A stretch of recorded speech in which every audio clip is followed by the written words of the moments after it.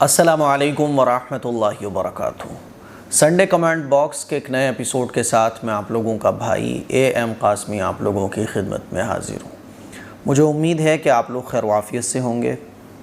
7 تاریخ کو ہمارے فیروز آباد میں ووٹنگ ہونا ہے اور بہت سارے ضلعوں میں ووٹنگ ہوگی۔ آپ کے علاقے میں اگر ووٹنگ اب تک نہیں ہوئی ہے تو تیاری کیجیے اور یہ فکر رکھیے کہ آپ کے گھر میں، آپ کے محلے میں کوئی بھی ووٹ ڈالنے سے رہ نہ جائے۔ ووٹ ڈالنا یہ بہت ضروری ہے۔ ہم اور آپ بہت سارے لوگ ہم لوگوں میں سے ہوتے ہیں جو سستی کر دیتے ہیں، تو اپنے علاقے کی فکر کیجئے، ہے نا۔ صرف اپنے بارے میں مت سوچئے بلکہ سب کے بارے میں سوچ کر چلیے۔ کام کرنے کی کوشش کیجئے، ہے نا، جاگرکتا پیدا کیجئے، مسلمانوں کو اویئر کیجئے۔ ایک مہم چلائیے آپ کہ کوئی بھی ووٹ ڈالنے سے رہ نہ جائے۔ آج الحمدللہ فیروز آباد کی بہت بڑی ریلی نکالی گئی، جس میں ہمارے ڈاکٹر اکھلیش شرما جی جو کہ چاڑکیہ فاؤنڈیشن کے پربندھک ہیں، ان کے ساتھ مل کر ایک بہت بڑی ریلی ہم نے نکالی فیروز آباد میں ووٹنگ کے سلسلے میں بیداری پیدا کرنے کے لیے۔ آپ دیکھ سکتے ہیں، تو اس طرح کے کام کیجیے اپنے اپنے علاقوں میں۔ کچھ کرو گے تبھی کچھ ہو سکتا ہے، بیٹھے بیٹھے کچھ بھی نہیں ہوگا۔ تو ووٹ ضرور ڈالنا ہے اور بہت سوچ سمجھ کر ووٹ ڈالنا ہے نا۔ ویسے تو ماشاءاللہ مسلمان بہت بیدار رہتا ہے اور بہت سمجھ کے ساتھ ووٹ ڈالتا ہے، لیکن کہیں پہ بھی گڑبڑ نہیں ہونا چاہیے۔ باقی اللہ سے دعا کیجیے، ٹھیک ہے۔ آپ لوگوں کے بہت سارے سوالات ہیں اور آج کل ایک اسکیم بہت چل رہا ہے بھائی صاحب، دیکھ لو، دھیان رکھو تھوڑا سا، میں اس لیے آپ لوگوں کو بتا رہا ہوں۔ اسکیم کہہ لیجئے، فراڈ کہہ لیجئے۔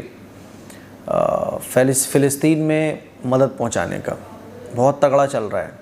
آپ لوگوں نے مجھ سے کہا تھا کہ مفتی صاحب آپ فلسطین کے لیے کیوں مدد نہیں کر رہے ہیں، اپیل کیوں نہیں کر رہے ہیں، تو میں نے آپ لوگوں کو بتایا تھا کہ ابھی تک کوئی راستہ، لیگل راستہ وہاں تک ہیلپ پہنچانے کا نہیں ہے۔ تو بہت سارے لوگوں نے، کسی نے کچھ کہا، کسی نے کچھ کہا کہ فلاں بھائی صاحب انسٹاگرام پر وہ QR کوڈ سینڈ کر کے اماؤنٹ لے رہے ہیں اور وہاں تک پہنچا بھی رہے ہیں۔ تو اس سلسلے میں کئی بار بتا بھی چکا ہوں، پھر بتا رہا ہوں کہ لیگل راستہ فی الحال نہیں ہے کوئی بھی، ہے نا۔ اب کوئی بھی بڑا اماؤنٹ پہنچانے کے لیے جو لیگل راستہ گورنمنٹ کے ذریعے ہوتا ہے، تو سارے راستے ہی بہرحال بلاک ہیں فی الحال۔ تو ایک لاسٹ آپشن ہمارے پاس بچتا ہے انڈیا سے ہیلپ بھیجنے کا، یونائٹڈ نیشن کا، تو وہ بھی بڑا مشکل ہے تو وہ ٹھیک ہے، کوشش کر کے وہاں تک پہنچایا جا سکتا ہے، لیکن وہ بھی تھوڑا مشکل ہے۔ تو فی الحال وہاں مدد پہنچانے کا کوئی راستہ نہیں ہے، تو اللہ سے دعا کیجیے آپ، ہے نا۔ باقی اس طرح کے NGOs وغیرہ جو ڈونیشن لے رہے ہیں تو وہ بہتر جانے بھیا وہ کیا کر رہے ہیں، لیکن فی الحال مدد پہنچانے کا کوئی بھی راستہ موجود نہیں ہے، سمجھ رہے ہو، لیگل راستہ۔ تو اسی لیے میں نے اب تک اپیل نہیں کی ہے، کیونکہ میں کوئی بھی کام کرتا ہوں وہ بالکل ٹرانسپیرنسی کے ساتھ کرتا ہوں، پوری ایمانداری کے ساتھ کرتا ہوں، اسی لیے ابھی تک میں نے کوئی اپیل نہیں کی ہے۔ جو لوگ فیروز آباد آ چکے ہیں ان کو پتہ ہوگا کہ جب آپ مجھ سے ملاقات کرتے ہیں اور میرے کاموں کو دیکھتے ہیں تو آپ لوگوں کو خوشی ہوتی ہے۔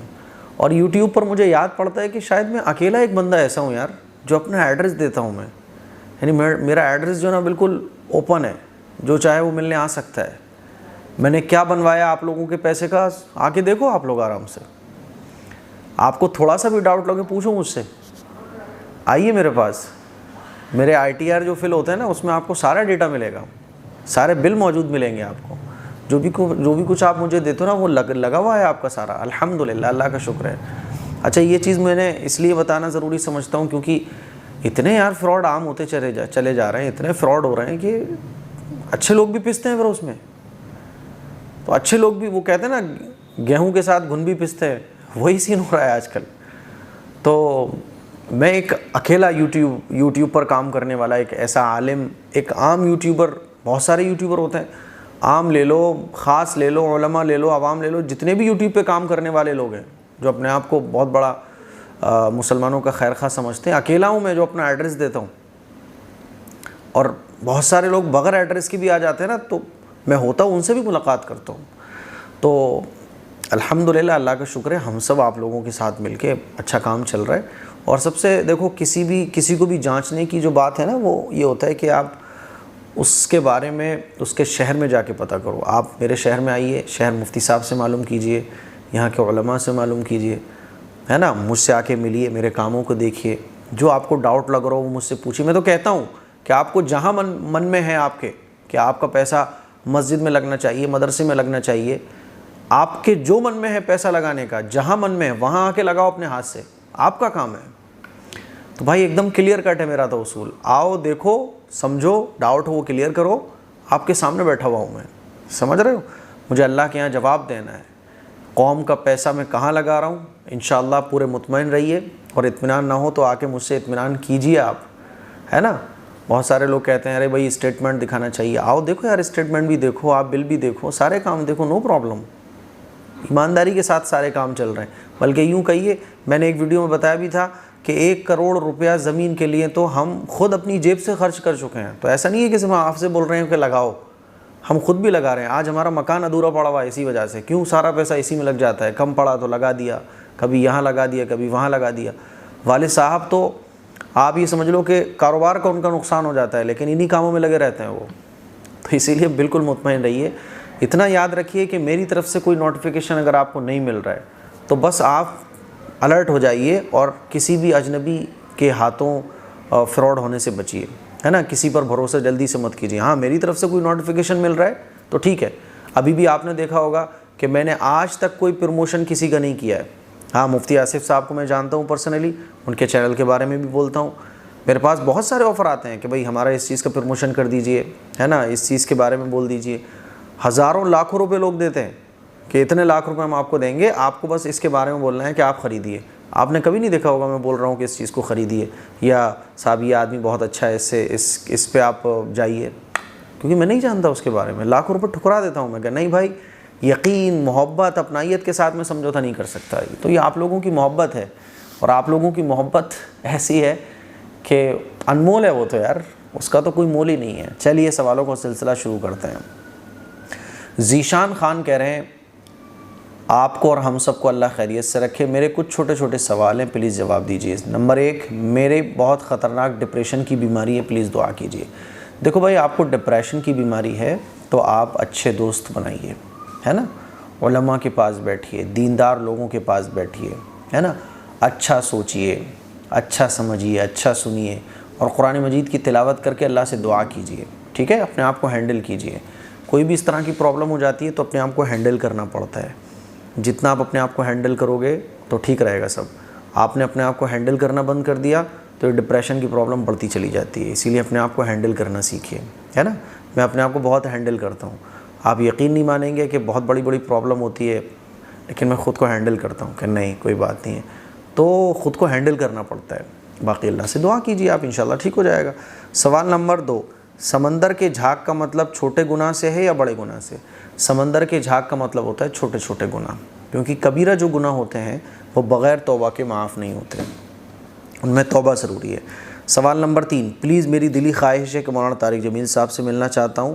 آپ اور آپ کے سبسکرائبر دعا کیجیے. بھائی دعا کیجیے اللہ سے, اللہ تعالیٰ ان کی اس خواہش کو پورا فرمائے. عالم دین سے ملنے کی خواہش ہے نا, یہ تو اچھی بات ہے. جنید جمشید کے بارے میں وستار سے بتائیے, وہ کون تھے؟ دیکھیے جنید جمشید جو تھے نا, ایک سنگر تھے پاکستان کے, ہے نا, اور ڈسکو سنگر ان کو کہا جاتا تھا غالباً. تو وہ سنگر تھے, پھر اللہ تعالیٰ نے ہدایت دی, تبلیغی جماعت میں گئے اور پھر نعت خواں بن گئے. اللہ کے دین کی راہ میں جانے والے اور نعت پڑھنے والے بن گئے پھر. ٹھیک ہے. سوال نمبر 5, قرآن پڑھنا سیکھ جائیں تو اللہ تعالیٰ سارے کبیرہ گناہوں کو معاف کر دے گا. بالکل, قرآن پڑھنا سیکھ جائیں, قرآن سے محبت رکھیں, تو حدیث میں آتا ہے نا قرآن سفارش کرے گا. قرآن سفارش کس کی کرے گا؟ جو لوگ قرآن مجید کو سینے سے لگا کے رکھتے ہیں, جو لوگ قرآن مجید سے محبت رکھتے ہیں, تو قرآن ان کی سفارش کرے گا. قرآن سفارش کرے گا جس کی, تو کیا وہ جہنم میں جا سکتا ہے؟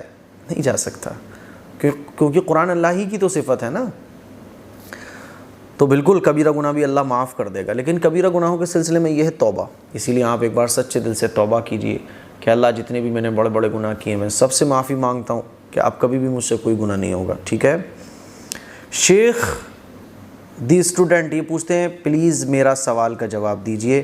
میرا سوال یہ ہے کہ انکم ٹیکس آفس میں جاب کرنا کیسا ہے؟ As a income tax inspector اور انکم ٹیکس ریلیٹڈ ان کاموں کو کرنا.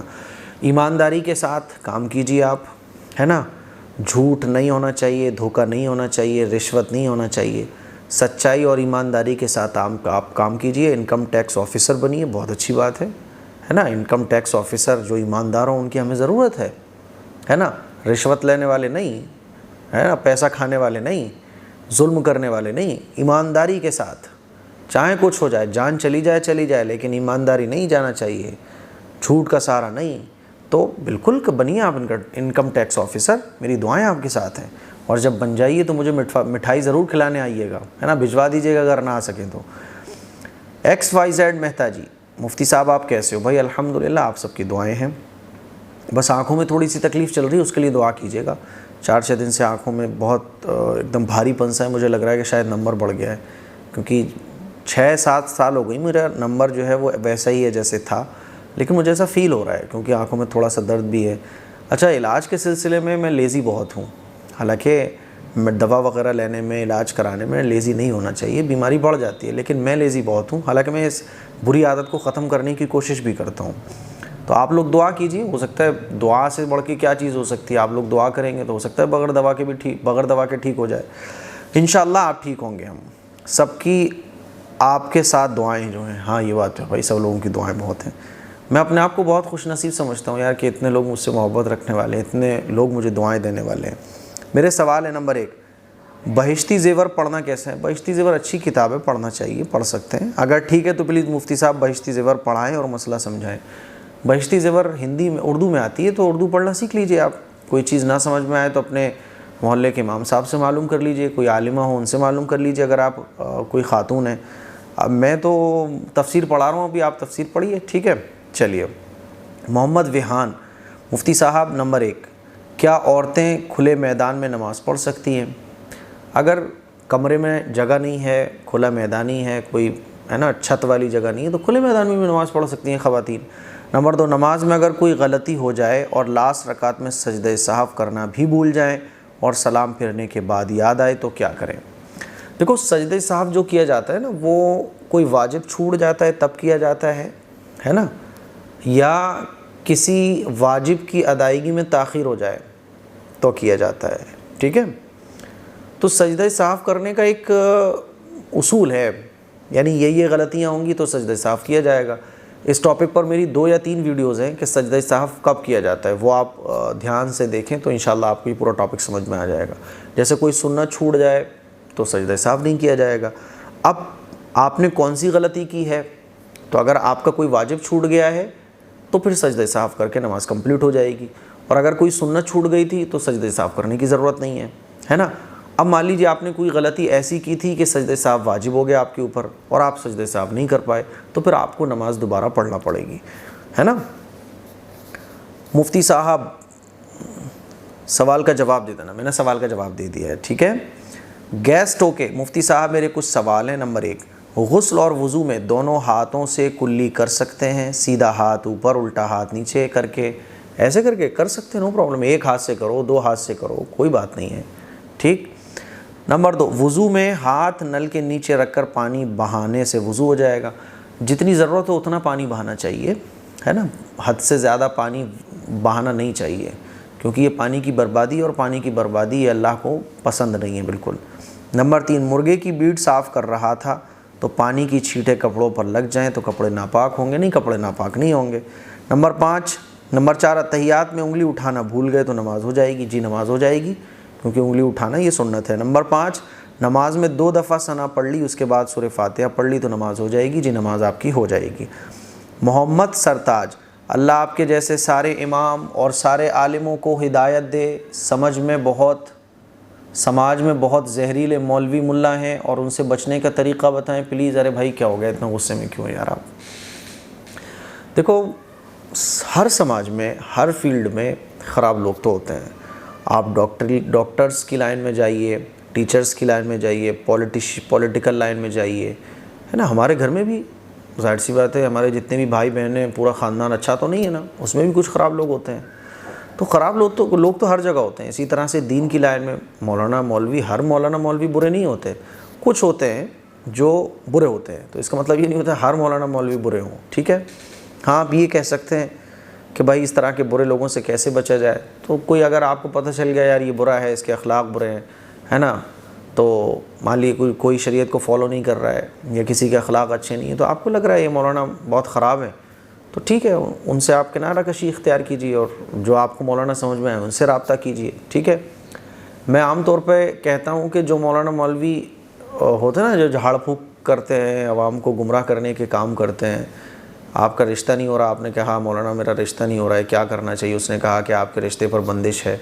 آپ نے کہا مولانا میرے بچے نہیں ہو رہے, اس نے کہا کہ آپ کی بیوی کی کوکھ باندھ دی گئی ہے. تو ایسے مولانا مولویوں سے ہوشیار رہیے گا, یہ بہت خطرناک ہوتے ہیں, ہے نا. تو ایسوں سے بچیے, اور جو آپ کو صحیح تعلیم دے رہے ہوں کہ بھائی سنتوں پر عمل کیجئے, ایمان مضبوط کیجئے, اتفاق اور اتحاد پیدا کیجئے, ہے نا, پیار محبت کا جو درس دے رہے ہوں, آپ کو لڑنا نہ سکھا رہے ہوں کہ تم تبلیغ والے ہو یا شورا والے ہو, لڑنا نہ سکھا رہے ہوں, تو ایسے علماء کی آپ عزت کیجئے اور ان سے ہی کانٹیکٹ بنا کے رکھیے. ٹھیک ہے. سویٹی انصاری, میرے بھائی ایک سوال ہے جواب دیں. مفتی صاحب جی, مجھ سے دھوکے سے قرآن کی صورتوں کی کتاب زمین پر گر گئی تھی, اب کیا کرنا چاہیے؟ دھوکے سے کوئی بھی چیز اگر گر جاتی ہے تو دھوکے سے کچھ کام غلط ہو جائے, ہم کرنا تو نہیں چاہتے تھے لیکن غلطی سے کچھ ایسا ہو گیا, تو اللہ تعالیٰ اس پر کوئی گناہ نہیں رکھتے.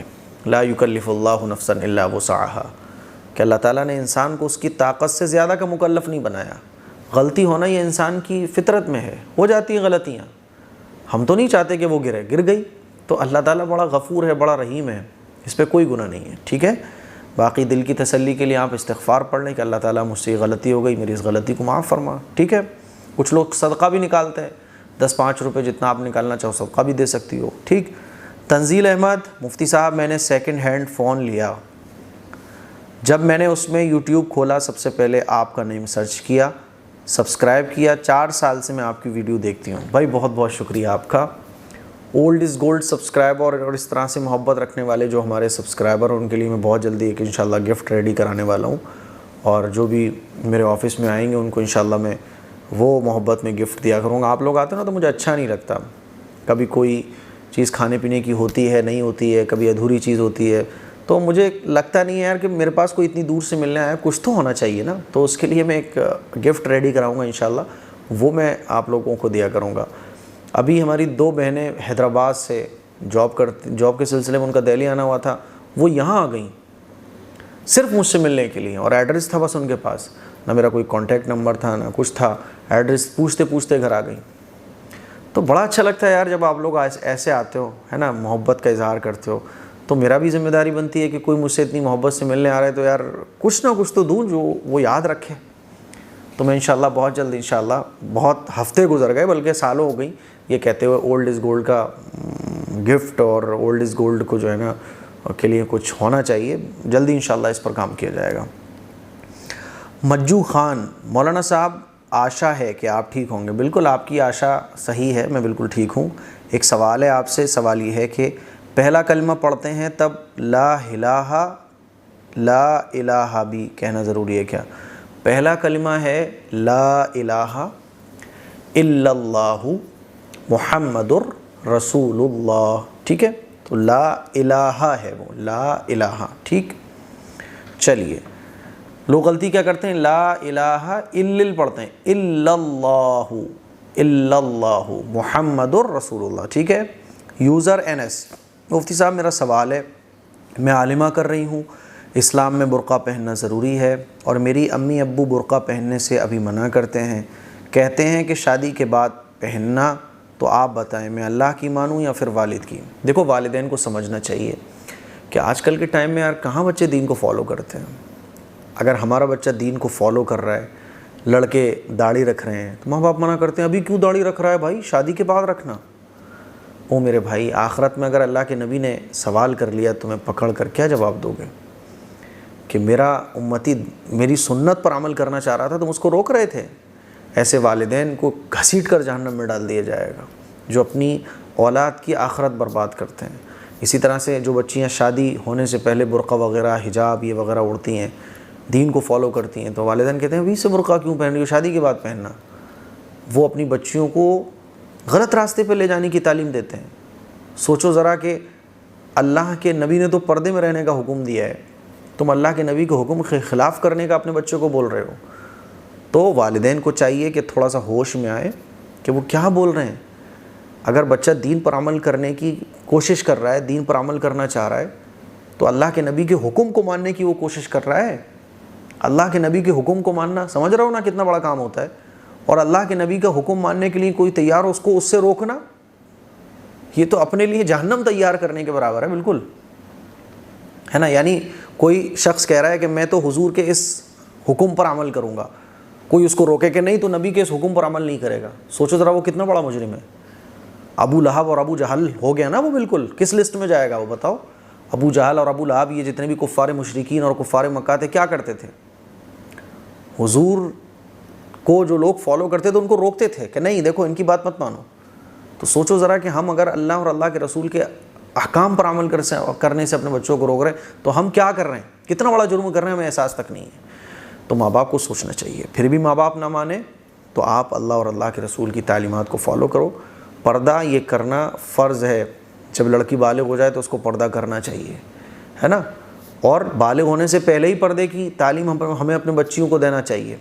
اسی طرح سے جب بچے بالغ ہو جائیں تو ان کو بھی غلط کاموں سے بچنا چاہیے. جیسے داڑھی رکھنا واجب ہے, داڑھی رکھنا چاہیے.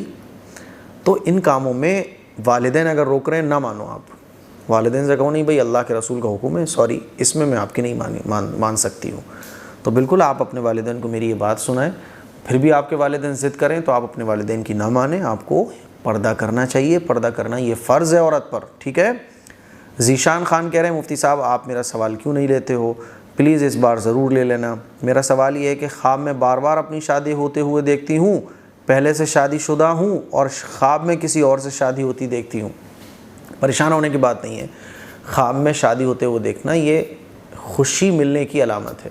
اللہ تعالیٰ آپ کو خوشیاں عطا فرمائے گا. اللہ تعالیٰ آپ کو ڈھیر ساری اچھی اچھی چیزیں عطا فرمائے گا. تو یہ اس بات کی علامت ہے. اور انشاءاللہ آپ کو خوشیاں ہو سکتا ہے آلریڈی ملی ہوئی ہوں, جو ملی ہوئی ہیں تو اور مل جائیں گی. ٹھیک.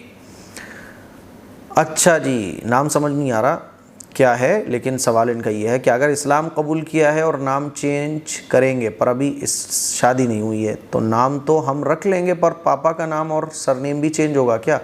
دیکھو ولدیت جو ہوتی ہے وہی رہتی ہے, ٹھیک ہے. آپ نے اسلام قبول کیا, اب آپ اپنا نام چینج کرنا چاہ رہے ہو تو آپ کا نام چینج ہو جائے گا. کوئی اسلامی نام رکھیے آپ, ولدیت آپ کی وہی رہے گی جو تھی. ٹھیک. چلیے. زیبا مسرت, میں قرآن کلاس جوائن کرنا چاہتی ہوں لیکن آن لائن اگر آپ کراتے ہیں تو پلیز کانٹیکٹ نمبر سینڈ کیجیے. میں نے کہا تھا کہ آن لائن قرآن مجید پڑھنے کے لیے گرلس اگر چاہتی ہیں آن لائن قرآن مجید پڑھنا تو ہمارے پاس فیمیل ٹیچر ہیں, آپ اپنا ایڈمیشن کرا سکتی ہیں.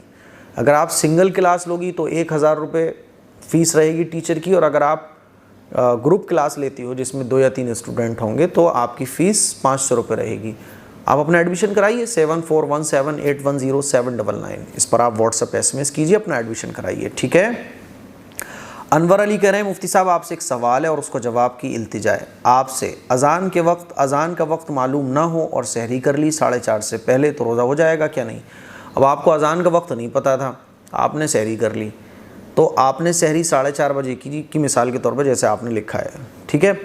اب آپ کو سحری کرنے کے بعد پتہ ہی نہیں تھا آپ کو, تو آپ پتہ کروائیے کہ 4:30 بجے ہم نے سحری کی, کیا 4:30 بجے آج کے دن ٹائم سحری کا تھا یا ختم ہو گیا تھا؟ پتہ کروائیے. آپ اپنے محلے کے امام صاحب سے پتہ کروا لیجئے یا آن لائن دیکھ لیجئے, آپ گوگل پہ سرچ کر کے سحری ٹائم کب ختم ہو رہا ہے آپ کے علاقے میں. تو اگر 4:30 بجے سحری کا ٹائم تھا تو آپ کا روزہ ہو جائے گا. اور اگر آپ نے سحری 4:30 بجے کی تھی اور جب 4:30 بجے تو سحری کا ٹائم ختم ہو جاتا ہے, آپ کو بعد میں پتہ چلا, تو پھر آپ کا روزہ نہیں ہوگا. ٹھیک ہے. محمد مق اظہر, پتہ نہیں کیسے نام ہے, آپ لوگ ٹھیک کر لیا کرو اپنی پروفائل دیکھ کر. میرا یہ سوال ہے کہ زندہ انسان جو گناہوں پر ہو اور توبہ نہ کر رہا ہو اور نہیں سمجھانے سے سمجھ رہا ہو تو کیا ہم اس زندہ انسان کے لیے توبہ استغفار کر سکتے ہیں؟ کیا اس سے اس انسان کے گناہ معاف ہو جائیں گے؟ کوئی انسان توبہ نہیں کر رہا ہے, سمجھانے سے سمجھ بھی نہیں رہا ہے, تو آپ پیار محبت سے سمجھاتے رہیے اور سمجھانے کے بعد اللہ سے اس کے حق میں دعا کرتے رہیے.